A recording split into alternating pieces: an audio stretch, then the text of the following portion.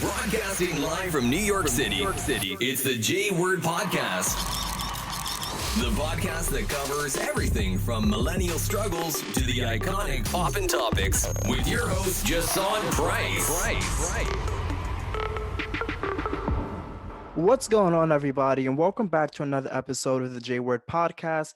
Today, we're talking life and business with two of my favorite people, Terron Grant, who is a beast when it comes to everything business, innovation, and who's recently made it to Buffalo's Business First Under 30 list, alongside Nubia Hill, spoken word poet, graphic designer, and author of The Cure is in the Kitchen Recipes for the Textured Scalp.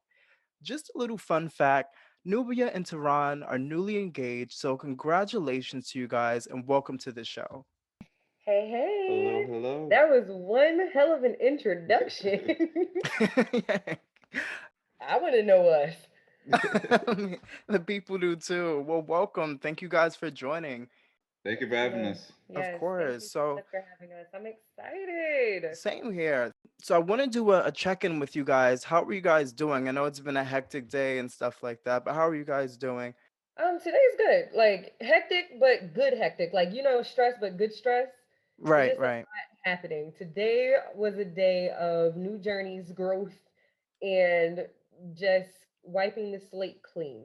Mm, Yeah, I'll say on my side, it's been more so like I have a good problem, but just in the process of just buying this kind of first property, just trying to play congrats. general contractor. So it's just been Yeah. like kind of learning new things, but it's a good problem to have. Yeah, definitely. Congratulations on that. That's so amazing. Thank you. Hmm. So I wanted to talk about Blackfire Clothing, the line that you guys have together, just how it came about and what the story is behind it.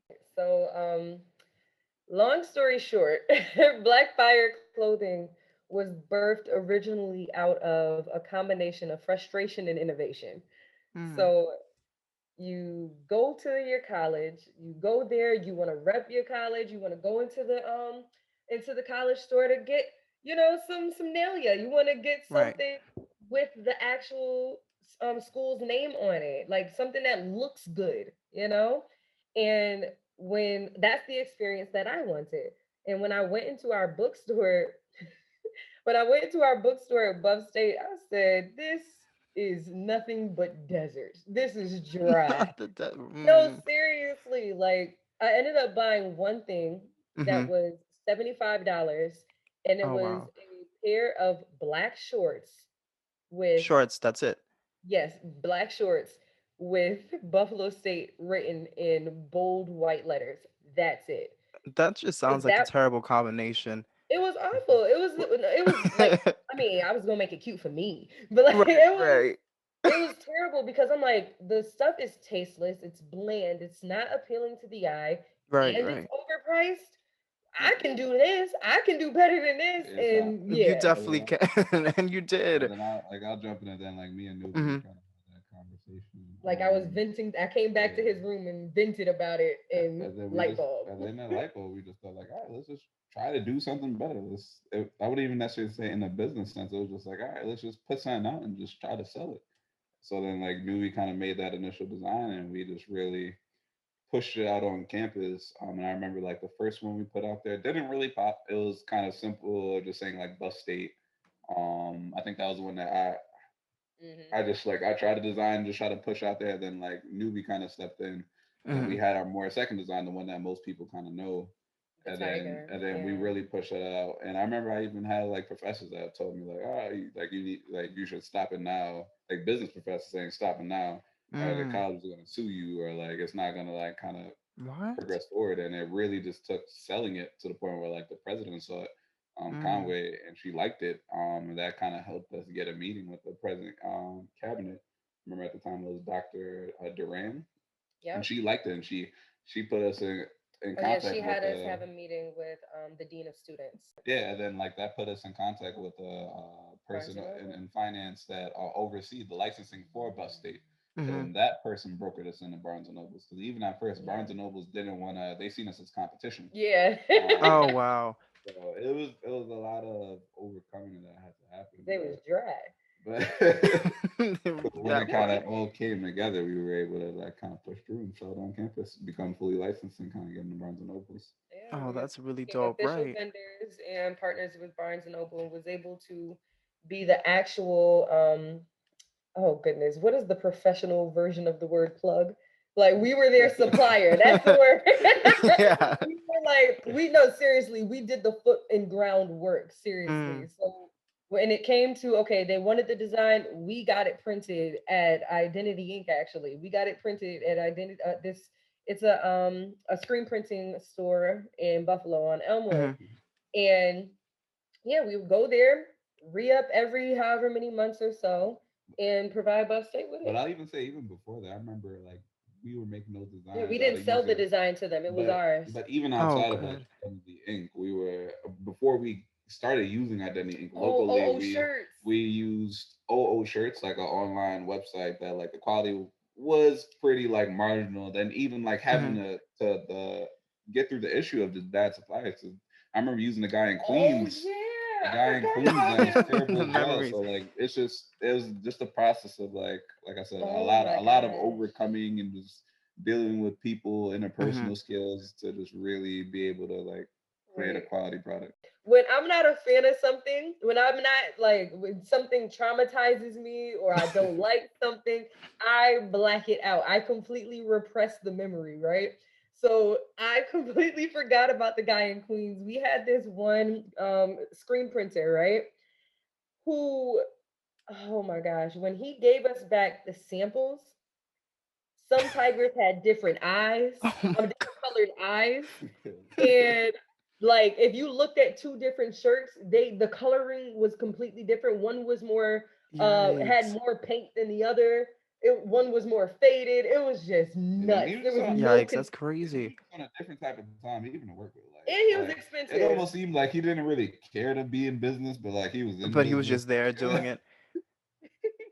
Yikes. It was Welcome a to New very weird York. feeling. Yeah, it's People like just how are you do gonna anything. have a navy blue eye and the other eye being turquoise, and neither one of those are the blues Turquoise. that we use for our design. Yikes. Oh It my was God. Did you guys get a refund or it was one of I those don't It was things? know. Because I that was just just a remember sample. it was nah, it was a lot of wasted inventory having to like buy additional inventory. Do it was a mess. It Yeah, was trial and error. So walk me through. You ranting. I'm over it. Let's, go and do this. Like, what was that process like? I know you talked about it a little bit, but what was it? I know you mentioned, there are professors that said, hey, you shouldn't go on this business venture, and a lot of people that kind of, discouraged you on your journey. What Mm. helped you keep going and to push forward? Well, professors were saying that after we had started the journey already, like we gained notoriety rather quickly Mm. because there was nothing like not to toot our own horns, but there was nothing No, like no, that but in the bookstores yet. Like it was something that was young, it was fresh. It made you feel prideful in your school, like, yeah, yo, this me right here, this Buff State, right. But as far as like the steps, the process, Tehran was the businessman. He figured out the copywriting, the licensing, Mm. getting the legal side of it. Me, I was design. Like I'm the aesthetic.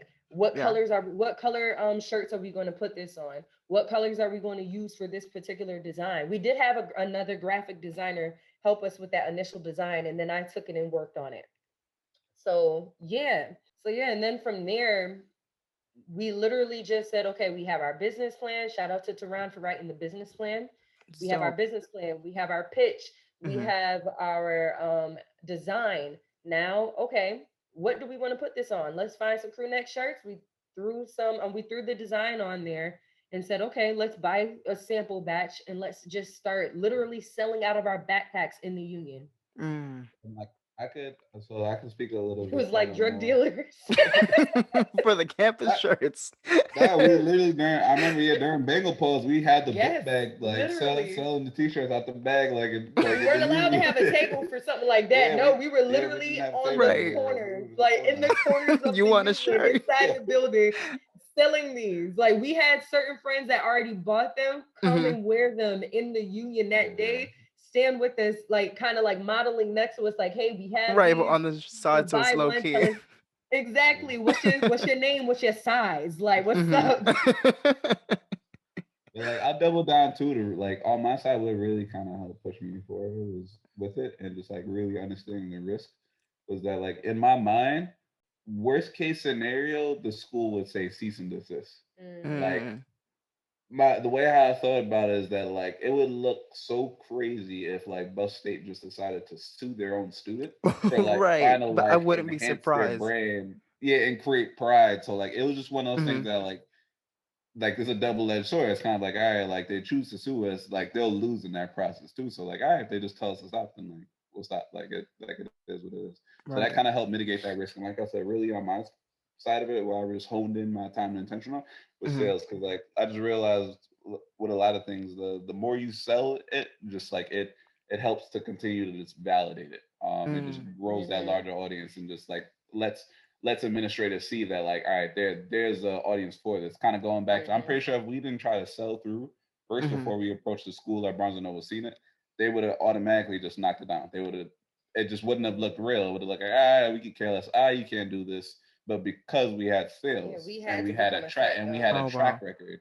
Mhm. that kind of helped just really open doors that probably would have never opened before. On top of that, like we were a Mhm. little bit like different.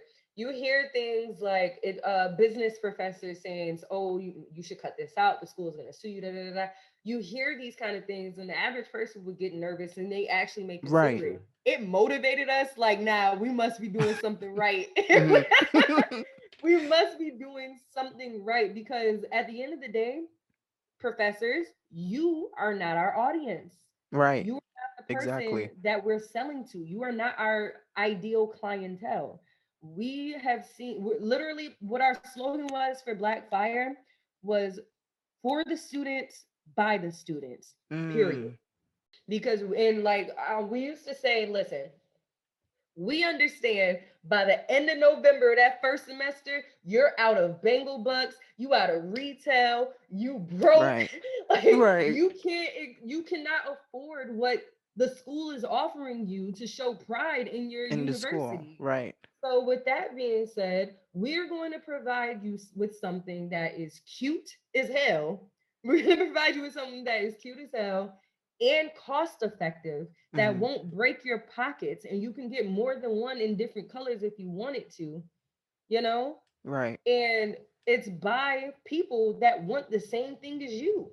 That's how it's authentic. And for both of you guys, how did you like have the knowledge early on to do this the proper way? Because, for you, Tehran, you knew the business steps to take. You knew, I have to do A, B, and C, and D to have a proper pitch. I have to get all of these things, together, in order for this to be done the proper way.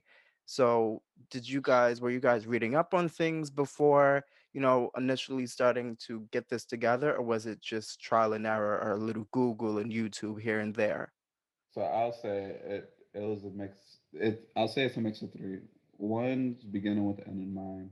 We were learning as Two, we went. two, just researching, and then really three was trial and error. Like so, like really starting on the first part of it, just beginning with the end in mind. Like when we kind of first, even the initial pieces of like when that idea hit Nubia, we was like, all right, let's just try to sell it. Like thinking end in mind wise, my end goal really always like from the beginning was like, all right, we got to get this into somewhere that it would succeed our times kind of currently at Buffalo State, because we understood like Hmm. our time is fixed. You're in there 4 years, you leave. Like it's Right, right. it's not a place you plan on lingering forever. So like in my mind, it was more so all right, where can we put this that will continue to be here, like along with the school? Like Hmm. Buffalo State's been here for 100 years, over 100 years. It's gonna be there for like over another 100 years. How could we integrate ourselves in a way that could be systematic? And just Barnes and Nobles was always kind of that end goal. And like I said, initially we didn't approach them because Hmm. we knew if we try to take that bottom up approach, it wouldn't work. We had to start top then down, like find our way to Right. the highest kind of decision makers to be able to buy in before they would kind of play ball. And like like I've created just like entities before, so like creating the entity piece of it like really wasn't hard. And to be honest, I think for like most other kind of business people starting their ventures, you could always find someone that could like create the create your entity or like get your EIN and just kind of Hmm. these other things. The hardest part, really, most of the times, is sales and traction.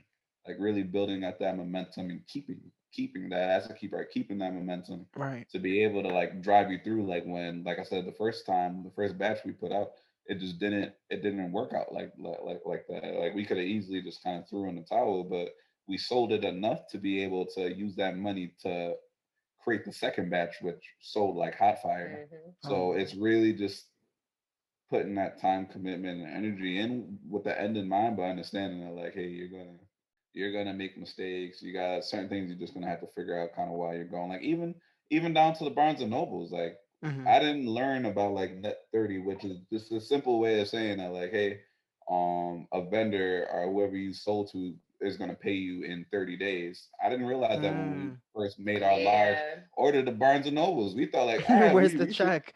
yeah, we was like, oh, we should get this check for these racks. So like, regardless, we supplied you. And but honestly, these are the things that could throw a small business under. Right. Like thank God that like we had kind of friends and family that was able to like do some initial just like funding like for those larger orders Hmm. when Barnes and Nobles when we didn't know that like hey it takes 30 days for a check to come. So you got Mm. to be able to pay for your inventory, Right. put it out there, wait 30 days before you get a check. It creates cash flow issues. But like I said, these are things that small businesses face that they don't know kind of going into these larger vendors. And like I'm pretty sure it applies to like the Walmarts and other ones. Like, all right, you get yourself into a big box office, not realizing that sometimes it could even be net 60. Like it could take 2 months, 3 months Mm. for you to get a check. And all this inventory you just created or paid for, you gotta pay for it. So like it's trial and error. But like I said, I think it's one of the greatest teachers. Like I've Right. learned more really what Blackfire than I've kind of learned through just like the 4 years of just kind of really traditional Hmm. business class kind of teaching, because it's just sometimes you just need that trial by fire and just kind of learn as you go. How did you guys balance your classes, a relationship, and building and maintaining a brand like throughout the whole time? Okay, I'll speak on this one. So first off, Blackfire officially the idea and the creation phase Hmm. got started in November of 2013. And was that Okay? your freshman year? Was that your Yes. sophomore year? That was freshman year. Oh wow. Now, me and Tehran did not officially start dating until January of 2015. So, with Oh that yeah, we being the said, people we need the weren't story. in, as far as like the business goes and Hmm. school goes and business school goes, and then the actual relationship, we on the lowest of the keys. I don't know how people just do college in general and balance in general, because all of us, Right. not just us, like all of our friends, we were wilding. I don't know how we were even able to wake up for class, but Yeah. no, for real. So, and oh my gosh, I was taking so many classes that year. Like, oh my gosh. Like, I went to the maximum amount that you can take per Oh my semester. God. But with that being said, I had to learn, and it took me years to learn this, even into Hmm. adulthood. There wasn't as much balance then. It's kind of just I'll explain what I had to learn in 2 seconds, I promise. But there wasn't that much of a balance then. It was more so just okay, need to get this done. Oh snap, I have an open moment. I can get it done right now. So with that being said, it wasn't really like carving out time. It's a okay, I can do it. If I can do it now, I'm gonna do it right now. Right. Kind of thing. So it's this is what I had to learn. Just because it is your free time Hmm. does not mean that you have to use that for everything else outside of yourself. Mm. That's what I had to learn. Like, you know how like somebody will ask you, well, when are you free? And you tell them your own personal time, like after work Mm. or on the weekends. At Right. that time, Right. that's just on time now. That's Right. Nubia time. That's Tehran time. So if you're telling them like your full hours, well, yeah, I'm completely free, like not thinking about your sleep schedule, not thinking Right. about, Right. yeah, Wanting not to thinking eat about you or pampering yourself or whatever, yeah, that self-care. it's not healthy. It's not healthy at all. But as far as like maintaining it, it was within our relationship, within school, and within the business, it was always, oh gosh, I hate that I'm about to use this word, but it was always entangled. Yeah. I hate August Alsina for ruining I that know. word, I but just thought about Jada see, at her oh my table. gosh. But it was always entangled. So Yeah. the unique thing about me and Tehran's relationship is that we lived in the same building. We lived on the same floor. Our friends ran in the same circles. Right. Now, we had different majors, but we pretty much were already always around each other. So we can talk about business simultaneously while talking about our friendship and then eventually our relationship. It was always like you can shut it off, shut it back on really quick. So it was always entangled. True, and I do like I said, I appreciate how we were able to just create certain silos for certain things and Yeah. just be able to turn on and off. I think a lot of times that creates issues, like even with, just like with some people in just family businesses and Yes. other things, just not So, knowing how to turn it ooh, off and on. let me say this real quick. I'm so sorry to Hmm. cut you off. This is why I said entangled and not blended. There's a difference. Hmm. There's a difference. So some of our things they may have been, what's the word I'm looking for? Parallel. So a lot of Right. what we were doing, it ran parallel, but it was not in in blended. It was Hmm. not blended. So with that being said, I wasn't when we were talking about business in regards to Black Fire, I wasn't coming to Tehran as girlfriend Nubia. Right. This Right. is business partner Nubia. And we had to make that differentiation very early on.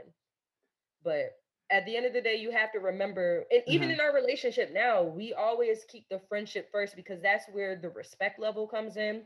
That's where you don't cross certain boundaries. Even if Right. you're Right. discussing business, you always have to respect me and respect him as a friend.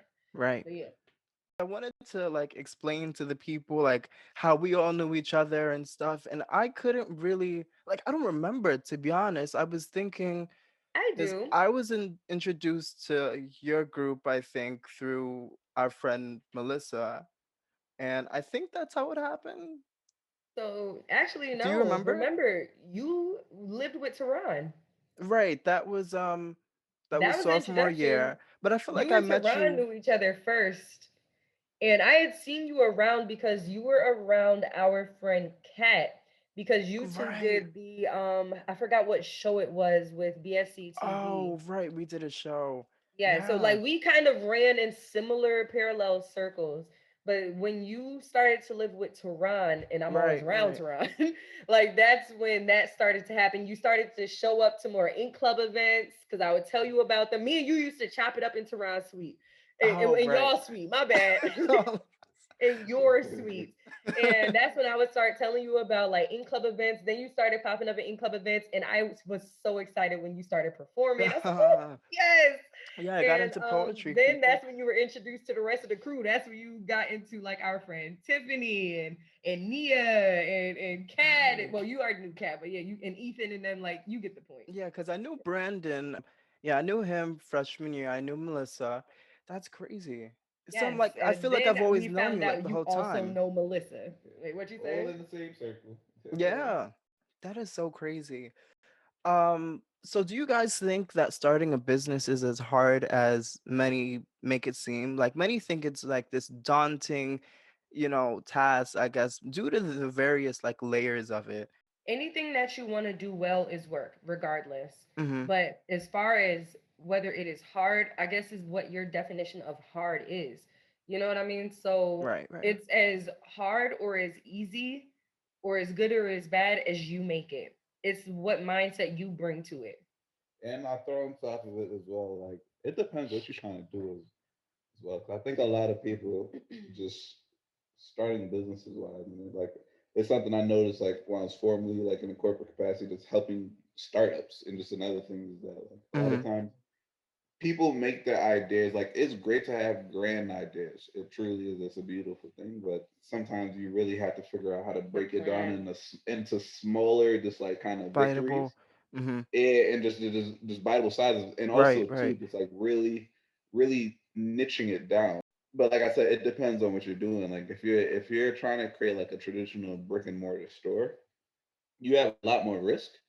You have a it's just a lot more risk that's entailed with it because like all right like you got to lease space, you got utilities, which is Hmm. probably going to be Right. like some sort of lease that's attached to that. Like Yeah. you have a lot more risk of things potentially going wrong. Whereas like I, you could just start off like trying to sell a product, like kind of like where how most people go. Like all right, Hmm. go to social media, put something that's cool out there, and try to see if you could create an audience or find an audience that you think might be similar and micro test it. Like I think micro testing ideas is one of the most valuable ways to just like really go about starting it through to make sure that like you're not burning through your cash because like Right. 9 out of 10 businesses fail. Like it's just the realness of it. Like it's it's not sweet. It Yeah. ain't easy. But Yeah, like the definitely. rewards could be beautiful. Like when you could truly blossom something out of it that like people actually want and you identify the group of people that actually want it. Like you've probably seen, like I said, I know I'm going on a tangent now, but I'm pretty sure you've No, seen on it's Shark Tank. totally fine. Guys, this is a Yeah. podcast. Right. We're Like supposed to talk. you're right. You're right. You're right. Okay. Like I know you probably seen on Shark Tank like numerous products of Right, like right. things that like it's kind of like yo, who's buying this? Like what the hell? Like who wants this? Some of those But Yeah. be no, dope though. you're right. But then you have the ones that they don't make any sense. But then you have something that says like, oh, like we sold millions of dollars worth of it. It's like, oh, like, Right. Right.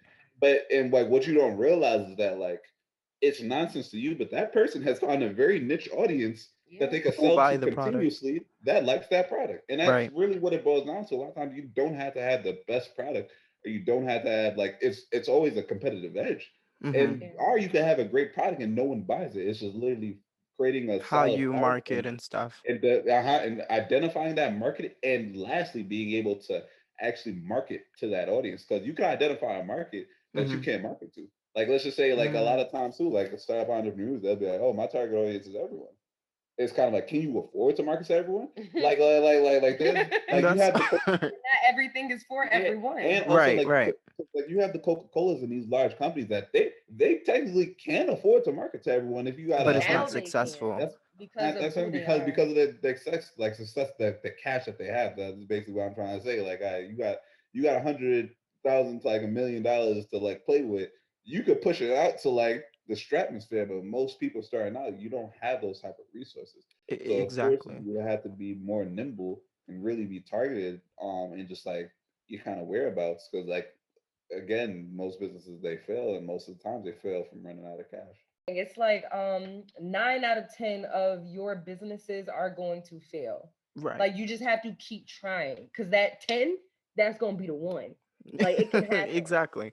No, seriously, it's literally pick yourself up and try again. But as far as like how hard it is, how difficult it is, there's a few things that make starting a business hard. So one is you don't know what you don't know.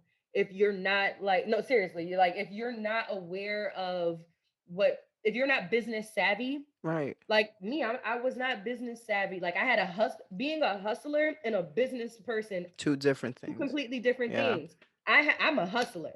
Like I have the hustle mentality. I figure out how to flip something. Like I was, Hmm. like in regards to art and things like that, I was hustling in high school, making clothes and stuff for people, hustling in high school. But as far as like what is a DBA? What is the difference between copywriting and Trademark and thank things you. like And that. Yeah. trademarks. So like you don't know what you don't know. That part True. is difficult. Go Like ahead. I'll double down as well. Like I think a lot of times like the starting the business part piece of it truly isn't hard. I think like 99% of people could start a business. Yeah. But then what it boils down to is that next piece of starting the actual successful business.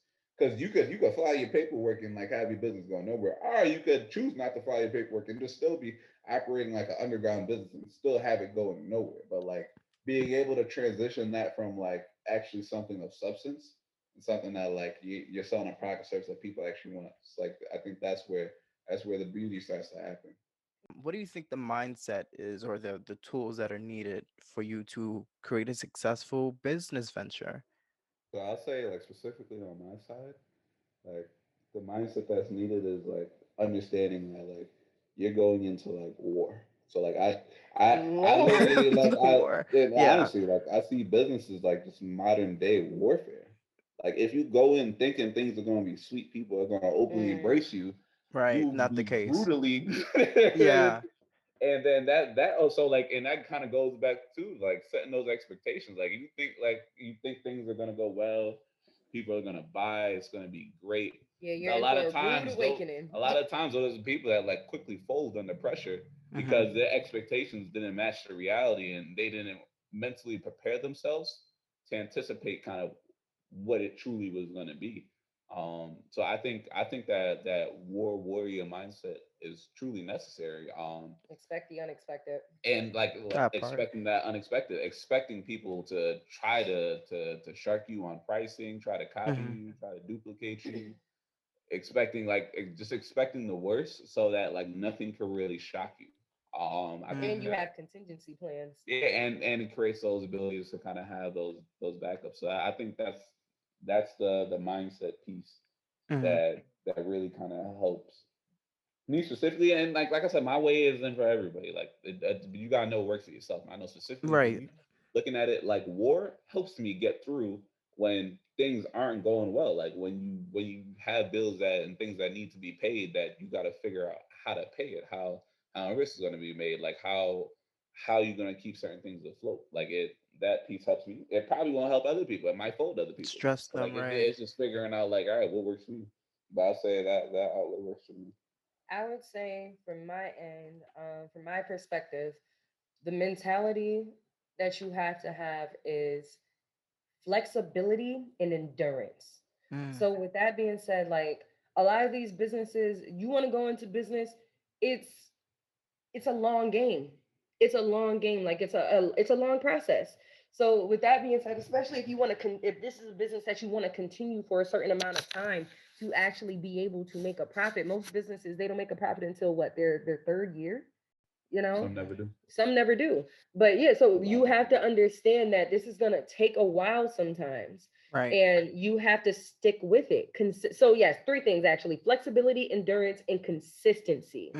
So Consistency. consistency is key because if you're Hardest not part too. consistent, you'll be ready to quit every day. Yeah. You'll quit every day, and then nothing will actually get picked up off the ground. So in regards to flexibility, keep your main, like have your main goal, the ultimate goal for your business. Now if the way that you're trying to reach this goal is starting to fall through, this is where the flexibility comes in. Find multiple different, all roads lead to Rome. Find multiple Mm. different routes to get to that goal. All right, this way isn't working right now, boom, try the next method. Right. And be open to continue. Like if at first you, like Aaliyah said, if at first you don't succeed, dust yourself up and try Right. again. Okay, like you get back up and try again. You're gonna get knocked down a couple of Mm-hmm. times. Just get up. And just like throwing on kind of, you got to understand you're competing against people that have been doing certain things Mm, and in certain industries for decades. yeah. Like if you think you're going to be able to outcompete someone who's been 40, 50 years career doing this particular thing, you better have an edge or be prepared for like the Hella worst pushback. the worst Right. to come. Like their network, their resource, capital wise, and other things. So like it's it it truly takes an underdog mindset, but it takes grit and tenacity to try to kind of compete with that. Like I Mm. said, when even like on the Black Fire side, we wasn't directly competing with Barnes and Nobles, but like we knew they were like the big Competition. people on the block. Like Mm-hmm. it's Mm, kind of like they wouldn't just like take it like say like hey like all right we're coming in, we're going to be like this new hot flavor and like step aside. Like no, Right. that's a multi-million I think billion Business. dollar Right. companies Right. publicly traded easily had to have the capital, the human capital, just the resources to be able to outcompete. So like I said, with that mm, level of like grit, tenacity, and expectations, and I think when you have those expectations, it helps you really figure out your edge, like what's gonna make you stand out, whether it's your technology, whether it's your network. It's really figuring out how could Right. you compete, and that Mm. edge is what's gonna like push you through. mm. And Mm, to tie together what me and Taran were saying, something else I think that would apply to both of us, and tell me if you agree with me or not. Head over heart.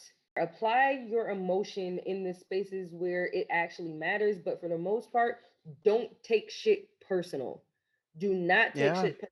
It's all super business. important, right? No, seriously, because if you allow yourself to get, and I learned this the hard way, if you allow yourself to get so emotionally invested, every loss or quote unquote failure that you have is going to affect you so negatively that you don't even want to continue the business. And boom, now you done lost your business. Right. Mm, It's gonna like if you're not good, what you do isn't gonna be good. So yeah, when I say you're not good, I mean mentally. If you're not no, right, okay, right. yeah. So with that being said, don't take it. Tehran tells me this all the time. It's just business. It's Yeah. just business. And it's hard to like comprehend that because it's like when you're in it, it's like, damn, like are people that ruthless? Are people really willing to do, whatever to, Yeah, they get people are. out? I And promise it's you, it true. is savagery. No, Yeah. it really is savagery, like Tehran said. It's like life is a real life monopoly. So in addition to the tools and things that you guys have talked about, I know in order to do this, especially with business, you have to be super confident and you can't, let people see that you're even having those days where you're not feeling, on 10. So how do you guys, especially early on, how were you able to remain confident or find this confidence in Blackfire and just all of your other business ventures and stand in it and truly just believe in yourself and the projects that you guys are working on? I got one. Fake it till you make it. Nah, that's real. Fake I it till would you make it. definitely. I more so did. I followed that. I followed that logic Hmm. earlier on in our business endeavors, but now my thing is everything. Let everything roll off your back. At the end of the day, you are always as good as you allow yourself. Excuse me, as you allow yourself to be. So with that Mm, being said, what you allow to affect you will affect you. mm, Like now is this is on some this is spiritual for me specifically. Like certain things you have to really like ask yourself, why is this affecting me? Why did I mm. allow this energy to affect me? So as far as keeping confidence in business, if you love what you're doing, you'll be fine. That's just Yeah, you forget what everyone else is saying. Forget what right. everyone else is doing. If they are giving you sound advice, don't get me wrong. Don't become disillusioned in your own mind, like, oh, everything is roses, you know, Right, everything is right, right. There's no unicorns and problems. be happy. Like, no, okay. So don't become disillusioned. Like, Right. definitely take in the constructive criticism and be open to it. But just understand that the worst that can happen is that your business fails and you can do it again. Yeah, and I say too, like I think a lot of business owners it almost kind of goes to like that outside house but like in your house ordeal as well. Like in your house, you could not have that confidence, and you could kind of like just like in a sense internally audit your company, which I think is good to reflect on your goals and other Hmm. things that you just do in house. Like you don't show other people, but like outside of your house, you always kind of maintain that image of like where we're moving forward, where we're kind of pushing this through. And Mm, I think that's okay. Like to be able to Hmm. audit it and like not have those confidence, like I said, behind doors, and just Right. be have those kind of transparencies, whether with yourself or with other people. But when you step out, kind of like Put that back on the armor on on. battleground, you put your armor back on and you push Hmm. forward. in regards to the businesses that you're conducting, give yourself grace. Mm, Look at what, like, usually what gets people down, knocks their confidence down, is looking at other people's success. mm. And Yeah. oh, well, dang, me and him are in the same business. We started around the same time, but he's so much further than me. Everybody's on a different clock. You cannot put yourself on a race against somebody else's clock. Right. So Yeah, you compete only with yourself. you're only Yeah. competing with yourself. So, with that being said, take a step back, put on some blinders, and look at what you've already done. Look at the things that you can count as blessings. Okay, you're moving at the pace that you're supposed to move at the time that you're supposed to be doing it. So, look at what, like, wow, you got your DBA, you got your business certificate. That's a big deal. Wow, you got it copywritten. That's a big deal. Oh, but Jamal just signed a deal with so and so to get $100,000 invested into his business. Okay, that's great for Jamal, but what does that have to do with you? Don't let these other people's success affect you, because a lot of the time it is perception versus reality. Yeah, and there's a lot of conversation about that. A lot of people say that with social media and things, that's one of the main sources where people are looking at other people Absolutely. and comparing themselves and things like that. So, Absolutely. Looking at social media, like, I know you've been seeing this. One of two things that you're seeing the most of on social media. Everyone's outside, as in like going, like traveling, right. and they're eating a lot more seafood, like the higher end meals and steaks and all this stuff, like the crab leg binge and all that. But Right. you notice the fluctuation in time of this. These are happening around the same times that people got their stimmies. So, put two and two together. That's the only Like, reason why they're but that's eating good. real. That's so real, Oh, though. This is like peak perception versus reality. You are out here blowing that stimmy check on a quote unquote good life for a week. And then you come back home. What does your life look like right. What are you outside of really that? eating? No, for real. Like, you But eating yeah. ramen. I'm sorry. No, I, ramen good, though. But I ain't gonna say all of that. what? I What was do you like, mean? I, We've had this conversation I and you will. know you agree with me. Don't do that. I Don't will. front this I'm on. not even she referring to she thinks you're because copying for the people. like I will say at the end of the day, it's just like really we all determine kind of like what our futures are gonna hold and what we Right. want our futures to look And like what we allow and like people to see in what that. we allow people to see in that and like just kind of that's how it is. So like you could see some people living up in the short term, but that might not have long term yield. And you know what? For Right. them, that could be all right. That's what I'm No, saying, I though. know. Perception Yeah, versus that's reality. fair, but like that could be good. Like that, like maybe like that cycle could work, but like truly understand like what works for you and like what you want, like out of What you life. want your life to look like Yeah, will look like. what you want your life to look like. Like I think there's a Yeah. way to have fun, but like still 10 years down the line to be like Have a in a plan, yeah. better place.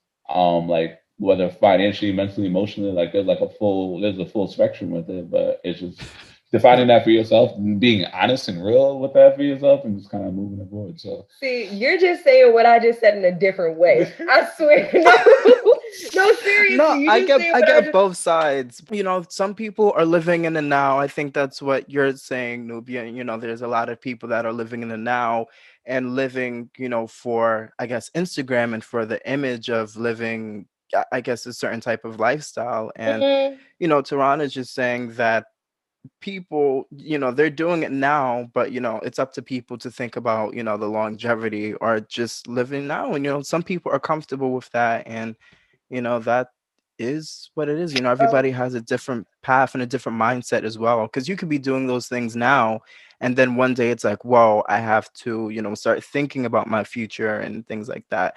And then I think also because of the pandemic, people are starting to live more in the now, because from the way the yeah. world was looking at, like, it's like, is there going to be a tomorrow? you know so that's I fair. think maybe But that's I'll a reason Now too. hold up. Perception versus reality. Definitely, Don't yeah. don't judge your life based off of what you see somebody else doing, because you have no idea what their life is really Right, and like. what they're going That's what through. I'm saying. And you're looking at it through the gaze of what you think success is based off of what they're showing you, what they're allowing you to see in their life. You don't know the nitty gritty. That's what I've been saying. and I'll say it too. Like I think what like I understand. I completely understand living in the now. Yeah, absolutely. Yeah. Like I said, in the mix of COVID, like I said, a lot of people getting laid off and other things. Like Yeah. it's been a very troubling time. But I think at the same time too, like there has to be that self audit of just like making sure that opportunities aren't kind of going back to you. There's a saying that they say like most millionaires are made in times of turbulence. Like when things are smooth and sweet, it's hard to find opportunities. Hmm. It's tricky. Everything just grows slowly, but like in turbulence, like whether in the stock market you see it in crypto, there has been massive movements, And there's been sums that could have been like made by just simply just truly just paying attention. And it's not needless to say that the information is being withheld from you. It's just You trying have to to find actively it. look for Right. like for the opportunities. Like I think it's out there. I think people like I said, you could joke, you could have a great time, but just understand that striking while the iron's hot. Like this is the most turbulent time that's kind of ever. This is one of the biggest transfers of wealth that's happened in Right. quite some time. And Yeah. you could sit on the sidelines of it, wait for things to just normalize out, and then the opportunity is much less. But at the Seizing. same Yeah. Speaking about, reality versus perception, and I know we talked about confidence a little bit.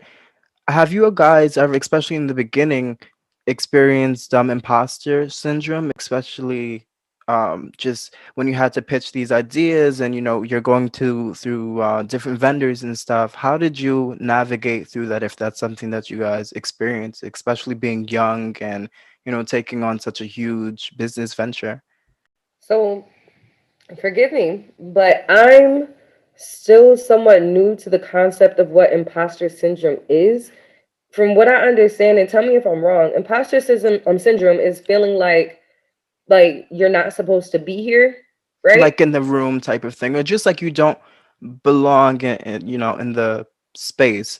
um I guess an Yeah. example would be, I don't know, maybe not feeling good enough to be in the room, or maybe just feeling like, whoa, like I don't kind of fit in, so it's like I kind of feel out of place, I guess. so I can speak to that sense.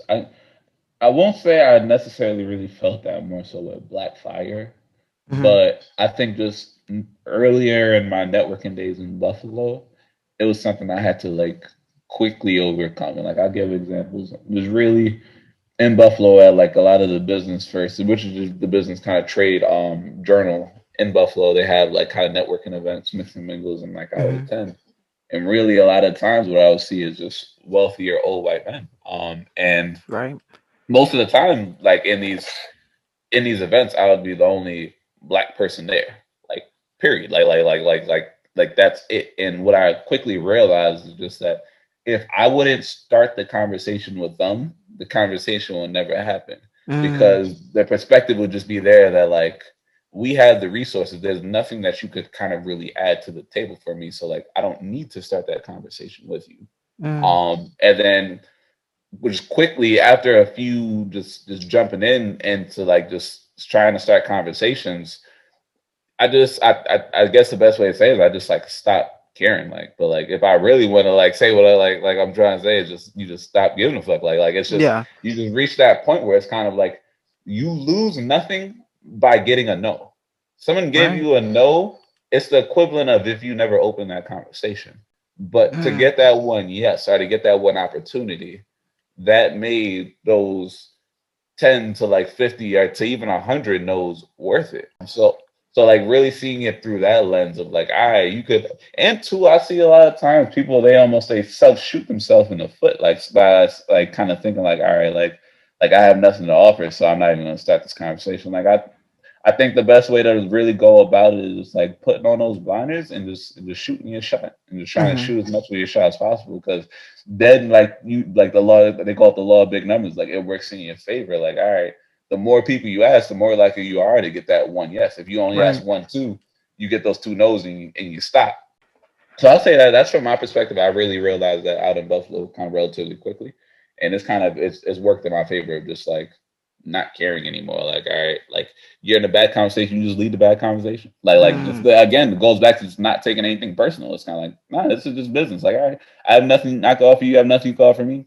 We might have Then I'm wasted some out. time, but it is what it is. Like you push Yeah. on to the next person. I want to bounce off of that like really quick, and then I'll go to you, Nubia. I've experienced, the same thing, to be honest. Yeah. Networking and kind of finding it a little challenging. Not even being in the spaces, but it's just, I don't know, how do you insert yourself into conversations sometimes? It could seem like a little, not really intimidating, but a little awkward to do.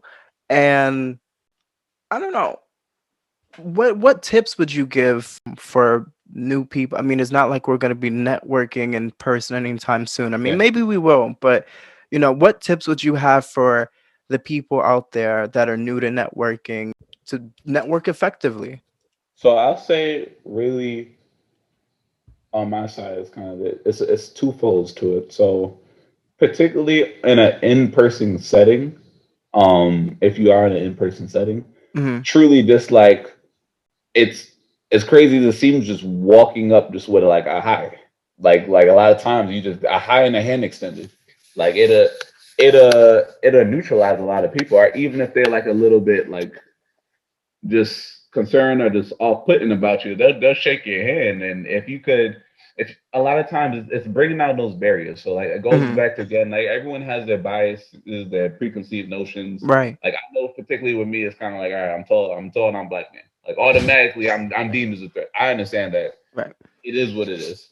But when I approach someone and like I approach with a smile and like my teeth hide and like a hand extend, a lot of times that could like put those guards down, Mm. and then being able to like actually follow up and be able to talk the jargon of a certain industry. That's kind of like, oh, it's all you're doing is kind of like decreasing those barriers and like potentially kind of making connections on that side.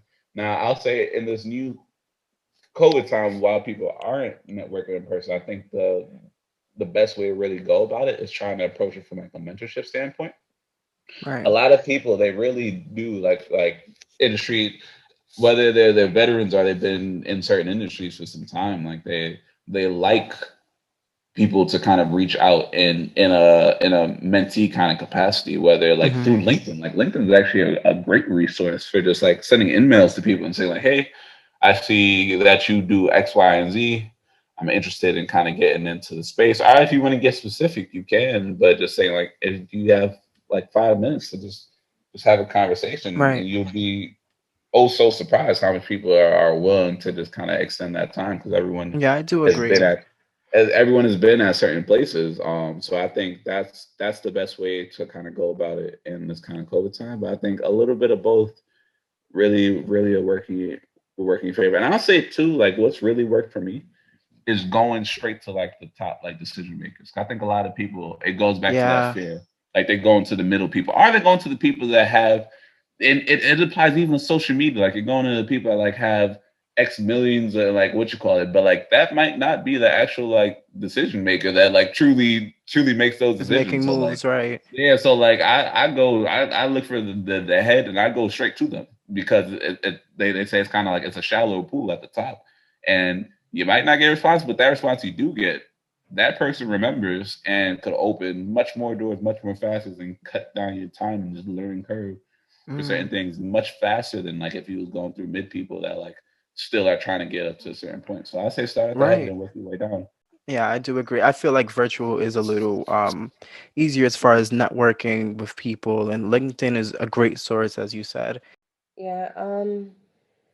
So I'm gonna talk about both imposter syndrome as well as the networking. Yeah. For me personally, I don't think I could be corrected, but I don't think that I've experienced imposter syndrome feeling like I shouldn't necessarily be anywhere or don't deserve to be anywhere. For me, it was always more so when I got to new places that I didn't expect. Oh, yeah, when I got to new places in life and in business, it was like happy to be here, but also shocked to be here, but Mhm. happy to be here. Like, so if that shocked element is a part of imposter syndrome, okay. But I it's think more so. so like, I wasn't expecting to get here, but But I'm we're happy here. I'm here. And now Yeah. that I'm in the room, I'm going to make myself known, you Hmm. know? And in regards to networking, recently, Tehran actually like made me realize this. You have to figure out who you are. Like, how do you communicate? When and where do you shine? And Mm. use that to your advantage. Me, I'm not the biggest fan of the whole, all right, you get in your suit, you get on your heels, or for y'all, your shoe, like whatever whatever shoe wear you wear. But Right, right. yeah, and just going to these places and just walking up to people cold turkey. Hi, I do graphic design. Da, da, da. Like, I've Right. never been a fan of that. I can do it, but I hate it. I've never been a fan of that. Yeah, So that's what I'm I saying. would, yeah, I would say for me personally, anyone who's like an ambivert or an extrovert, like who's not afraid to like get your personality out there, and even with introverts, I'll say this too. Just think of common things, or think of something that can be a conversation starter. So, from the woman perspective, I'm a cisgender woman, right?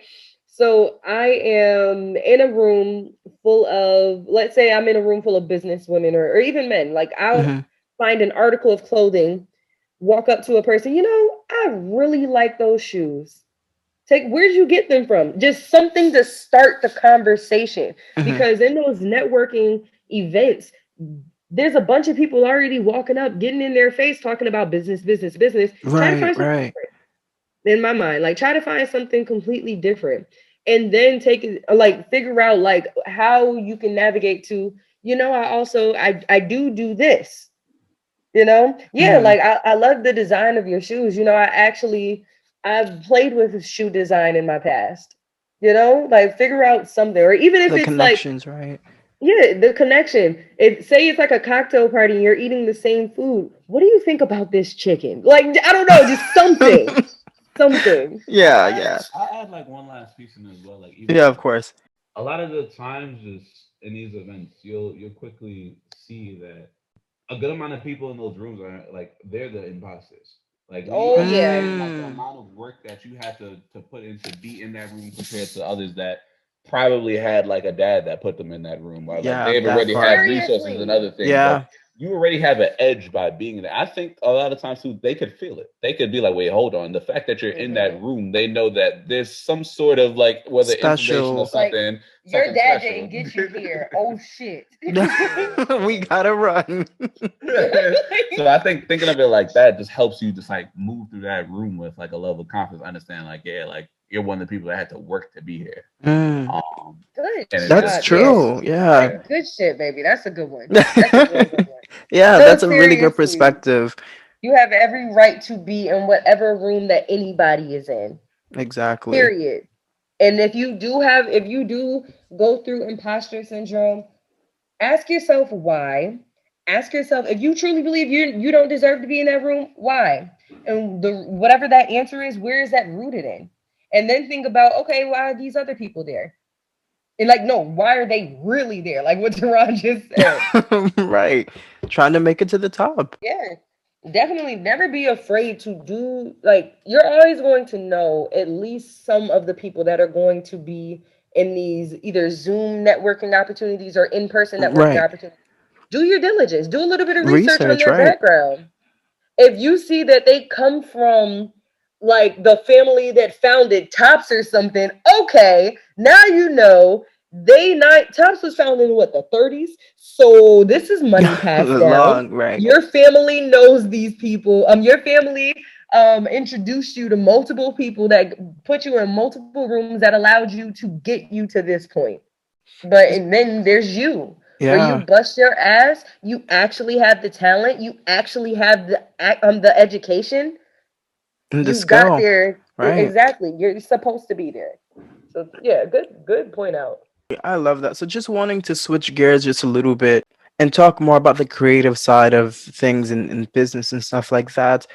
A lot of things with creatives, it's deemed as, non-essential, jobs and things like that. I remember seeing an article and it was actually listing, the non-essential jobs, and being an artist and things like that was one of the top like 5 out of the 10.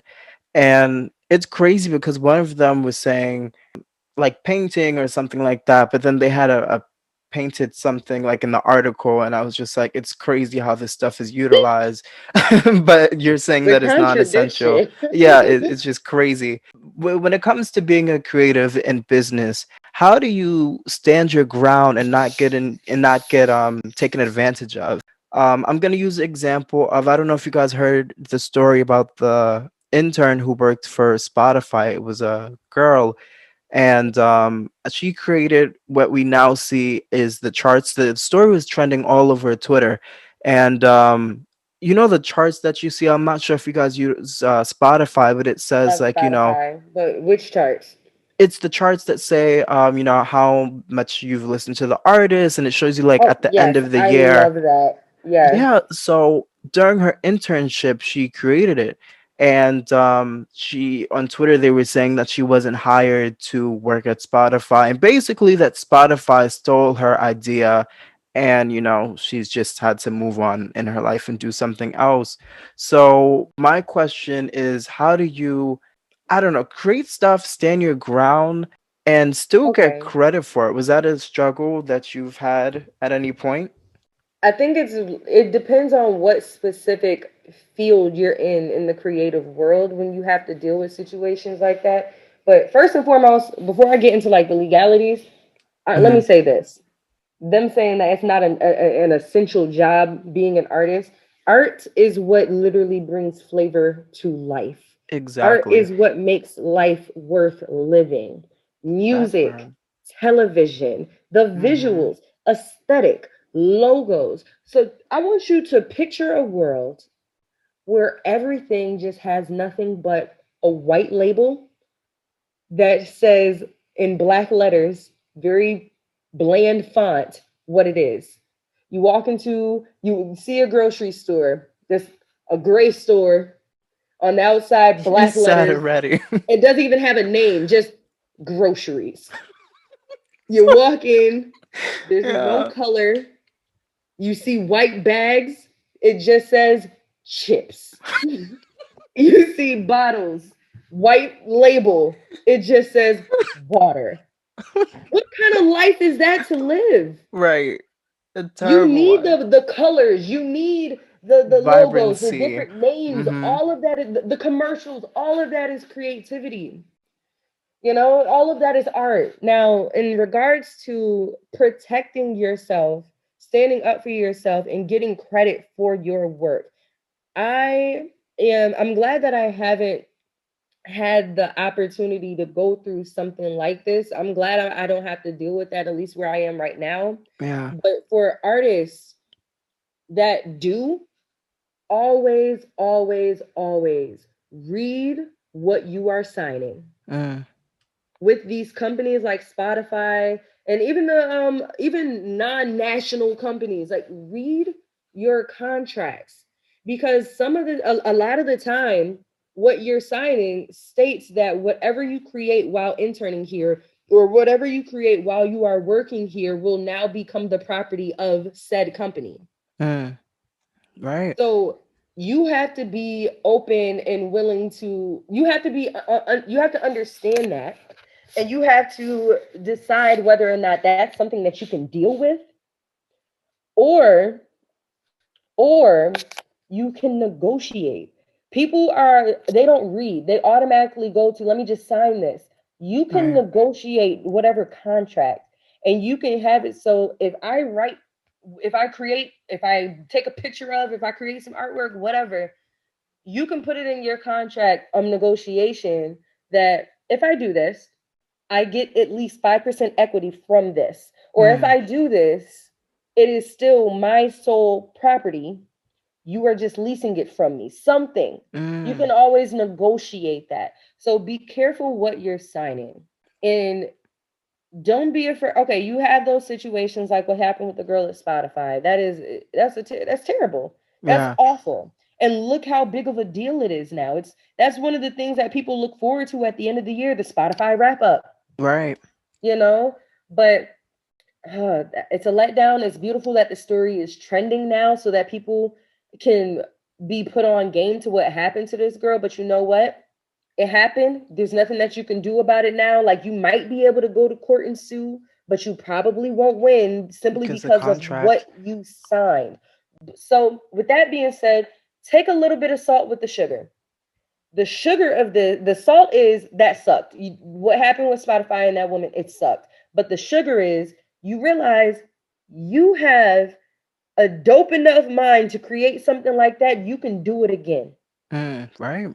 You can do it again. Now that you can dead ass become their competition. if you Yeah. really if you really wanted to. Right. But that's another thing. If you signed a non-compete clause, that's different. But like, be Right. careful on what you're signing. There's also, with a lot of creatives and a lot of people say, "Oh, exposure, exposure, exposure, exposure. Everything is exposure." And everyone's like, "Oh, if you do this, the exposure is great, but it's not. It's like never paid. It's always saying, "Oh, if you do this, it'll look great," and all of these different things. And it's just such a challenge that that's even the mindset that people have. Like I understand it, I guess, in at least I guess the entertainment industry, I guess they see it as paying your dues and stuff. But and it works for some people who have the privilege, but it's like, for some people, they don't have the resources. So when they do get something like Spotify or Apple or whatever the case is, they're automatically going to sign because if you don't, they'll probably just give it to someone else and then your opportunity is kind of, gone, as it may seem. So Mm. it's Well, such a challenging situation, especially because the bills are not accepting exposure, as payment, for you real, know. for real, for real. Yeah, Mm. especially as we get older, college graduates, the student loans have to be paid. We want a life for ourselves. We want a place to live, the essentials to live, you know, you can't have because of exposure. So, with that being said, that even sounds like with musicians signing on to record labels. Like, with that being said, you have to understand what you truly have to understand what you're willing to do and not do. Hmm. Like, period. You have to really understand what you're willing to do and not do. So in situations like that, in regards to exposure versus income, right? That's what this Yeah. conversation is. So exposure, if you can get exposure, okay? There's many different ways to get exposure. You can get exposure and not have that doesn't have any monetary value in the beginning. If you're down for the long game, exposure can take you very far. Like Mr. Hotspot, Yeah. you know, like he was just making these videos randomly, and then out of nowhere, he's endorsing rap snacks, like so it can get you far if you're willing to play the long game. But in regards to like, I'll give it, I like using musicians as the Mhm. example for this. So, artists, musicians, signing with these labels, right? These giant labels like Arista Records and Atlantic Records, Right. they've been around some for 100 years. They have the resources, the money to show you literally to the world in regards to exposure. But Right. then it's like, okay, well, what's the price for your soul? Like they're taking more money out of it. You're not making as much as you could be. So like you could, yeah, you could become a mega millionaire. Well, no, you can become this big old artist, kind of like TLC. TLC blew up. You know the TLC story. Yeah. They blew up, but they were broke. It's They were crazy. broke at one point. So with that being said, you again look at your contracts. Yeah. But with that being said, you have the situations, you have the anomalies like Chance the Rapper. Chance the Rapper, we all know who that is, right? Chance the Rapper is an Mhm. independent artist. He is not Right. signed to anyone. Anyone. He made it through SoundCloud. How often do Exactly. you hear that? But like it shows that it's possible. He has control over all of his masters, all of his royalties. So Amazing. but I'm pretty sure it took him a long time to do that. So either way, it's the long game. Hmm. You Play. have to be willing to you have to figure out what kind of exposure do you really want.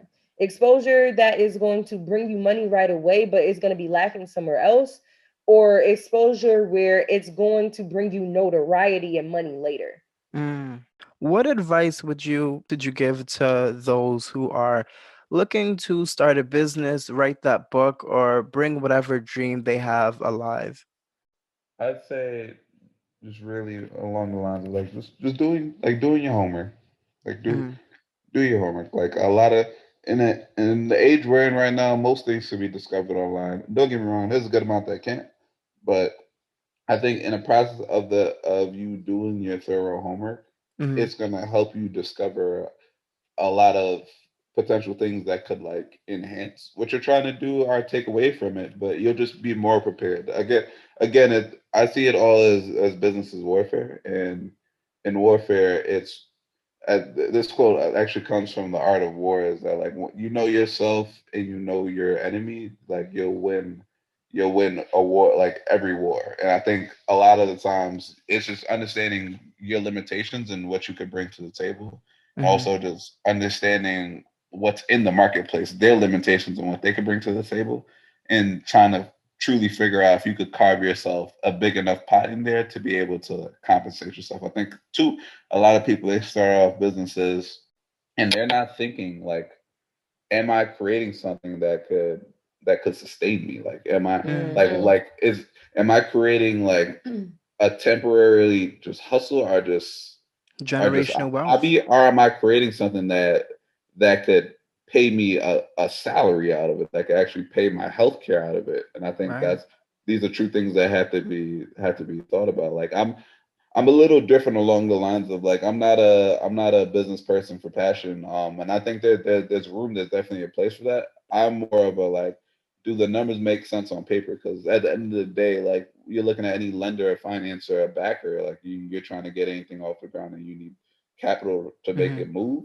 Unless you have great credit or you got friends and families that's going to throw money at you, these are the things that Right. they're going to look at as well. And if your opportunity shows that it could be big enough to support yourself and to be able to produce cash for like an investor or for a loan, then you have something that's truly kind of real and beautiful. So I think, but again, this comes out in research, like doing Right. thorough research of like what's out there in like of your business, creating solid assumptions.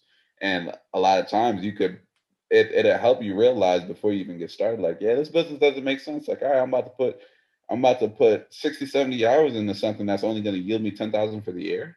I could have Mm. just got a salary job that I'm putting 40 hours in. No, Yeah. truthfully, Yeah. and Yeah. see if it does. But on the flip, like, all right, if this business I'm putting 80 hours a week into it, and like I'm yielding 100 or like 150 or like a million, then it's kind of like, oh, hold on. Right. Now it makes more sense for me to pursue this in the temporary, create systems that like it could produce well past like I'm gone and done with it. Then it makes sense. So really doing that homework helps you weigh out if it truly makes sense. Have you missed any like key expenses, like whether through filings or like just certain things you had to kind of do that could throw off your numbers? I think that it just makes makes the process simpler just because, like I said, you're truly knowing yourself, you're knowing what's really going on out there. It's going to give you an edge. My advice would be do, not to sound so cliche, but do No. what you love. Seriously, do what you love. And if what you love can't sustain yourself right now, do what you have to do in order to do what you love Mm. later. That's what I would say. So, like, Yeah. basically, keeping your mind on the ultimate goal. Right. Keeping your mind on the ultimate goal. And like what I was saying earlier, flexibility, endurance, and consistency. Right. Don't be afraid to change the plan. There's many different ways to get to the same destination. So, like me, am I in the job that, like, am I in my dream job? No. Like, but okay, think about what success is to you and what you want in life. A lot Right. of people, like, they have a hard time like figuring out what, like, writing it on paper. What is your ultimate goal, or at least Mm. milestone goals? Figure out what those are and then put into play what you have to do in order to reach that. I love that. Thank you guys so much for joining me. Let the people know where they can find you, and if there's anything that you want to plug, plug it. I'm on Instagram. I'm like, my name is Grant at Terron, I think underscore. It's a little dry, but it gets the job done. If you're Wait, I interested, think follow you me. butchered that. Wait a minute. No, I think your at name is Is it Mr. Grant? Oh Mr. yeah, Mr. Wait, you Mr. can. Dot Grant Yeah. underscore. I We're gonna think. tag it in the thing. Yeah. Cool. I do a lot. It's not even just the book. So yes, the cure is in the kitchen. Recipes for the textured scalp. It's basically the concept of if you can't eat it, then why are you putting it in your hair? Mm. So everything is literally from the kitchen. And if you want to find that, you can go to either, I would say go to my Instagram first because I have not purchased the name for my Wix site yet. And it's just like da da da da dot wixsite.com.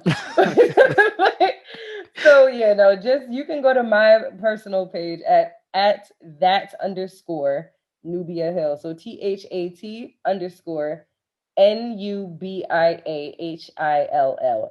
That Nubia Hill. That's how I say it in my head. Boom. Yeah. And for graphic design, at Nubia_the creative. So yeah. And for those of you interested in spirituality, I am the marketing manager for the House of Indigo on Instagram, where they give astrological and tarot readings. Dope. So, guys, make sure you guys check out Nubia and Terron and everything that they have going on. The link is going to be in the description so you guys can check everything out. I have some new heat dropping in today's Spotify playlist. And remember, you guys can leave voice notes and, any type of commentary or advice, anything like that in the Anchor app. And yeah, thank you guys again for tuning in to another episode of the J Word Podcast. Thank you for tuning in to another episode of the J Word Podcast. To keep up with the latest, follow the J Word on Twitter and Instagram at the J Word _. And don't forget to subscribe, rate, and leave us a review.